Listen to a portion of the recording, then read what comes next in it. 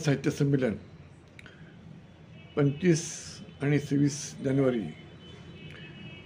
2026 रोजी लाखांदूर जिल्हा भंडारा येथे होत आहे. माजी सनदी अधिकारी इजेड खोपरागडे यांचा दिमाग आहे, यांचे पद आहे, त्यांच्या दलालीतून हे साहित्य संमेलन संविधान साहित्य संमेलन होत आहे. आणि त्याचे एजेंडे आहेत. इजेड खोपरा जे माजी IAS अधिकारी आहे, राहिलेला आहे, याचे काही एजेंडे ठेवलेले आहेत काही त्यांनी. ते त्यांनी जे संविधानाला साहित्य मांडलेलं आहे, भारतीय संविधान हे साहित्य आहे का या विषयावर आपण चर्चा करूया. अनैतिकवादाचे प्रमुख साहित्यिक अनैतिकवादाचे प्रमुख साहित्यिक इजेड खोपरागडे, रिटायर्ड IAS उर्फ एकनाथ खोपरागडे. हे संत एकनाथ महाराजांचा काय संबंध नाही त्यांच्याशी. सेवानिवृत्त सनदी अधिकारी आहेत, तो मोठी आहे. यांनी भारतीय संविधान द कॉन्स्टिट्यूशन ऑफ इंडिया याला त्यांनी संविधान साहित्य मानलं. वास्तविकता कॉन्स्टिट्यूशन ऑफ इंडिया, भारतीय संविधान हे लीगल डॉक्युमेंट आहे, कानूनी दस्तावेज आहे. ते कागद पुस्तक नाही आहे, लीगल बुक नाही आहे, हे लीगल डॉक्युमेंट आहे. आणि त्याच्यामुळे याला साहित्य म्हणता येत नाही, हे डॉक्युमेंट आहे, लीगल डॉक्युमेंट. आणि एकनाथ खोपरागडे महाराज यांनी त्यांची पत्नी रेखा एकनाथ खोपरागडे यांच्या नावाने रेखा नावाचे पुस्तक लिहिले. हे संविधान साहित्याच्या कोणत्या श्रेणीमध्ये ते त्यांनाच माहिती. त्या सांगायला पाहिजे की रेखा हे जे पुस्तक लिहिलं हे संविधानाच्या साहित्य या श्रेणीमध्ये त्यांना सांगायला पाहिजे. कारण संविधान हे साहित्य नाही आहे, हे लीगल डॉक्युमेंट आहे, लीगल बुक नाही आहे. आणि म्हणून हे साहित्य नाही आहे. साहित्य हे चांगले असू शकते, वाईटही असू शकते, अश्लील असू शकते. आणि साहित्य म्हणणं नसेल तर साहित्य जाळले जाऊ शकते. जसं बाबासाहेबांनी वनस्पती जाळली. परंतु इजेड खोपराच्या नालायकीमुळे भारतीय संविधानाला नवी दिल्लीच्या जंतर मंतर इथे जाळलं गेलं. हा एक उपद्रवी काटा आहे. इजेड खोपरा हे उपद्रवी काटा म्हटलं ते चालते. फक्त नावासाठी, पैशासाठी या फेमेसाठी तो करणारा माणूस आहे. याचे काही एजंटही ठेवलेले आहेत त्यांनी. अनिल कानेकर आता जो लाखांदूरला घेत आहे संविधान साहित्य संमेलन, हा त्याचा एजंटच आहे. आणि आता साहित्य पत्रिका त्यांनी काढलेली आहे, निमंत्रण पत्रिका काढलेली आहे, संविधान साहित्याची निमंत्रण पत्रिका. त्यामध्ये काही मान्यवरांचे नावं आहेत. आपण त्यांची त्यांनी परमिशन घेतली काय, त्यांचं नाव टाकताना त्यांनी परमिशन घेतली काय, तर ते लेखी संविधान साहित्यिक आहेत असं काही त्यांनी लेखी तर लिहून दिलं आहे का, हा सुद्धा इथे मुद्दा आपण चर्चेला येणार आहे. तेव्हा आपण जी मंडळी बोलवल्या गेली आहे नाही त्यांची नावं आहेत त्या पत्रिकेवर, त्यांची पण अनुमती घेतली आहे का, लेखी त्यांची साहित्यिक आहेत असं काही त्यांनी म्हटलं आहे का, आपण याच्यावर चर्चा करूया. कारण पुष्टी झालेली नाही आहे, त्यांच्या नावांची पुष्टी आपल्याला मिळाली नाही आहे. त्याच्यामुळे या लेखामुळे पुष्टी मिळू शकते. सदर जे संविधान साहित्य संमेलन घेतलं आता आयोजित आहे लाखांदूरला, त्याचे जे नियोजित अध्यक्ष जावेद पाशा कुरेशी मानले आहे. जावेद पाशा कुरेशी नियोजित अध्यक्ष आहेत. त्यांच्यापर्यंत त्यांनी सामाजिक विचाराबद्दल लेखांनी कवी दिलेला आहे.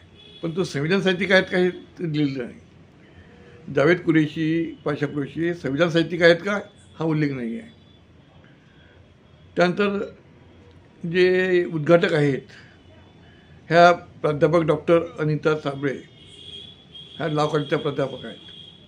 ह्या प्राध्यापक असू शकतात, पण साहित्यिक आहेत का हे सुद्धा एक प्रश्नार्थक आहे.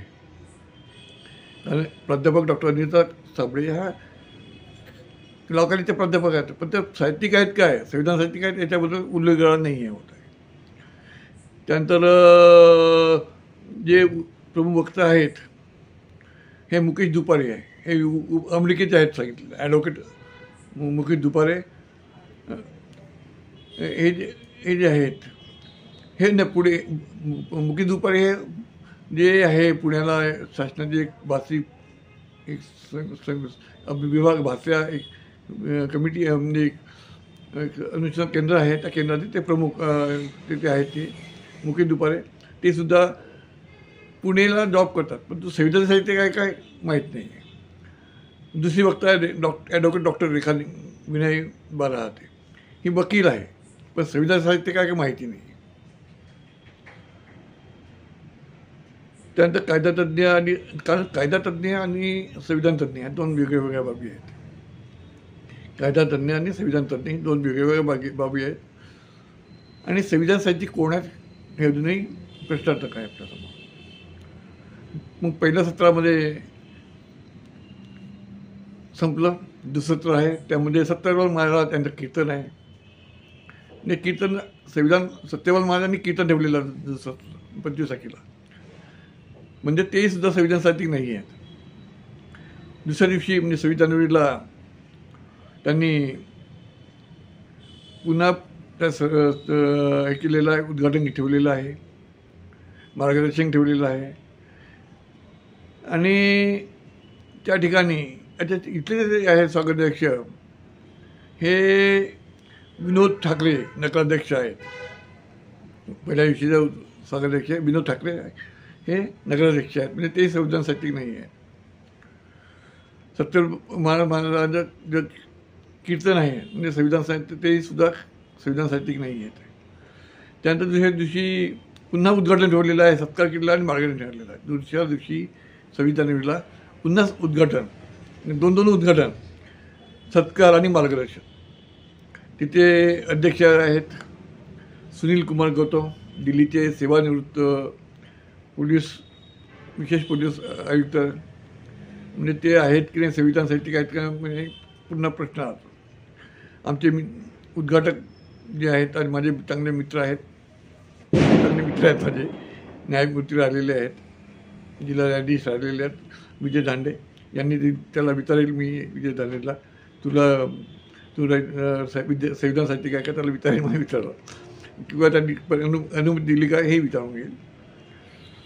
मार्गदर्शक आहेत अमेरिकेतील असंग वानखेडे, ॲडव्होकेट सांगितलं गेलं. ॲडव्होकेट आहेत पण संविधान साहित्यिक आहेत काय कन्फर्म नाही आहे. त्यानंतर किशोर गजबी IAS रिटायर्ड IAS, ते सुद्धा संविधान साहित्यिक आहेत का त्यांनी अनुमती दिली आहे, मी साहित्यिक अनुमती दिली आहे काय अजून तो आपण कन्फर्म करावा लागेल. त्यानंतर विशेष अतिथी अमन कांबळे आहेत लॉर्ड बुधा TVचे, ते सुद्धा संविधान साहित्यिक आहे काय आपल्याला माहिती नाही आहे. संविधान मित्र पुरस्कार देण्यात येणार आहे. दिल्ली हे स्वतःला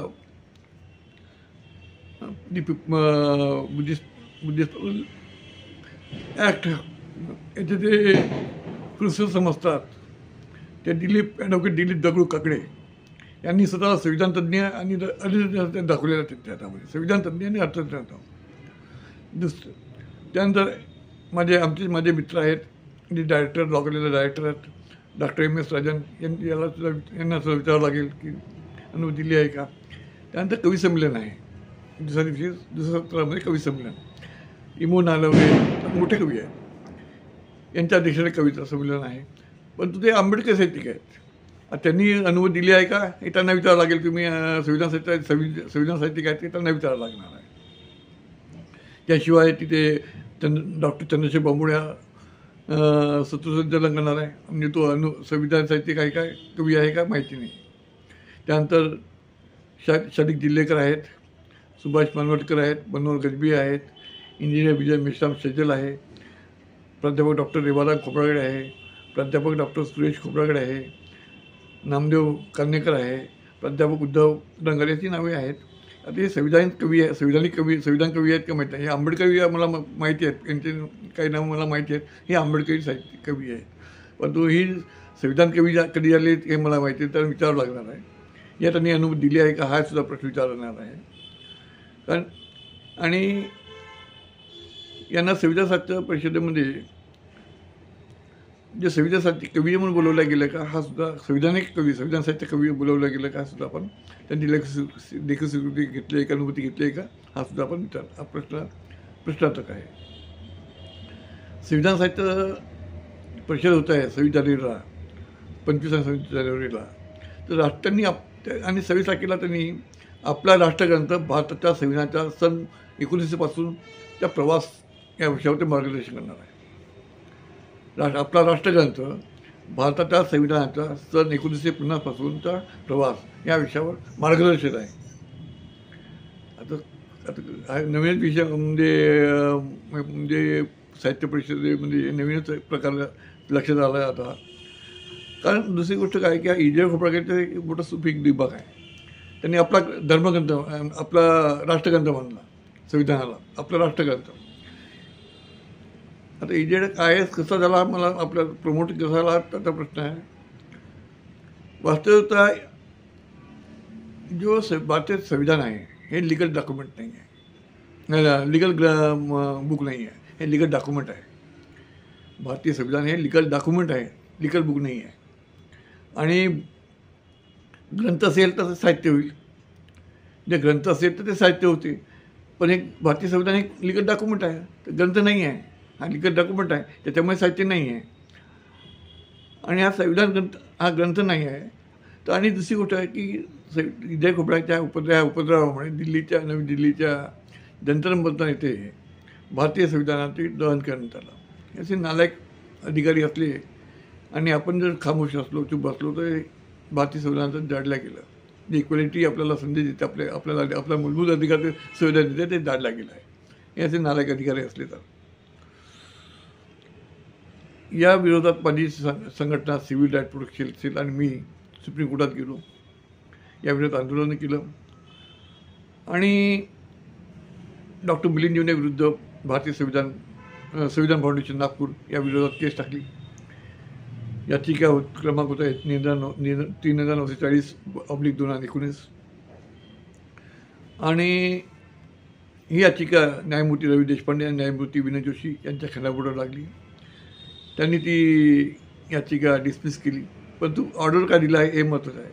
the ground of challenge is that the literature can be offence also there should be prevention in holding such a program that is purely hypothetical and imaginary. Apart from this, we don't find fundamental rights in favor of the petitioner or any fundamental duty which can be enclosed by way of filing the writ petition under Article 26 of the Constitution of India. The writ petition is therefore dismissed with no cause. आता मी माझ्या fundamental मूलभूत राईटसाठी, या मूलभूत अधिकारासाठी मी file टाकली होती का ती, आणि इमेजरी म्हणतो आहे तो. आता हे माझी जे पिटिशन इमेजरी म्हटलेलं आहे त्यांनी. अरे काय बोलावं त्या माणसाला, हायपोथेटिकल मानलं आणि भारतीय संविधान जाडला गेलं. असे जे न्यायाधीश असले विनय जोशी आणि देशपांडेकडे, ते भारतीय संविधान जाडला केलं. याला याच्या दोषी हे न्यायाधीशही आहेत ना. न्यायमूर्ती रवी देशपांडे, न्यायाधीश कुठे राहिले आहे? यांच्या चुकीमुळे ते संविधान जाडला गेलं. तर भारतीय संविधानात नवी दिल्ली मंत्रमध्ये ते माझी याचिका जी मूलभूत अधिकार संदर्भात नव्हती. भारतीय संविधान आपल्याला सन्मान करायचा याच्यासाठी टाकलेली होती. परंतु न्यायाधीश लायकात नॉट क्वालिफाईड असतील तर त्याला काय म्हणणार आपण. आणि E.J. खोब्रागडेबद्दल काय बोलावं. आता E.J. खोब्रागडेंनी सांगायला पाहिजे भारतीय संविधानाचे निकष काय आहेत, भारतीय संविधान साहित्याचे निकष काय आहेत. संविधान साहित्याचे निकष आहेत ना, त्यांनी सांगायला पाहिजे साहित्याचे निकष काय आहेत. तर संदेशास्त्र सांगायला पाहिजे, मानवतावाद सांगायला पाहिजे, नैतिकवाद सांगायला पाहिजे, प्रेम माहिती संदर्भात या म्हणजे ह्याच्या संदर्भात त्यांनी द्यायला पाहिजेत. साहित्याचा उगम कसा आला हेही सांगायला पाहिजे. आता E.J. खोब्रागडेला याचे उत्तर देणं आवश्यक आहे. जर उत्तर नसेल तर आमची जी मंडळी आहेत, आम्ही जे खेड्यात जातो बघतो, तर आमची जी मंडळी आहेत, तमाशवाले मंडळी, ही माणसंसुद्धा साडी, ब्लाऊज, बांगड्या घालून, मोठं कुंकू लावून लोकांची करमणूक करतात, तमाशाकडून करमणूक करतात. आपल्या E.J. खोब्रागडे जर फालतू वेळ असेल तर त्यांनी त्यांच्याच मागं प्रवाह वेळ असेल तर, फार वेळ असेल तर. कारण संविधानाचा सन्मान करणे आपली जबाबदारी आहे. तेव्हा आपण मंडळींनी या संदर्भात आवाज उठवावा. एवढंच बोलतो, थांबतो. नमो बुद्धाय. जय भीम, जय भीम, जय भीम.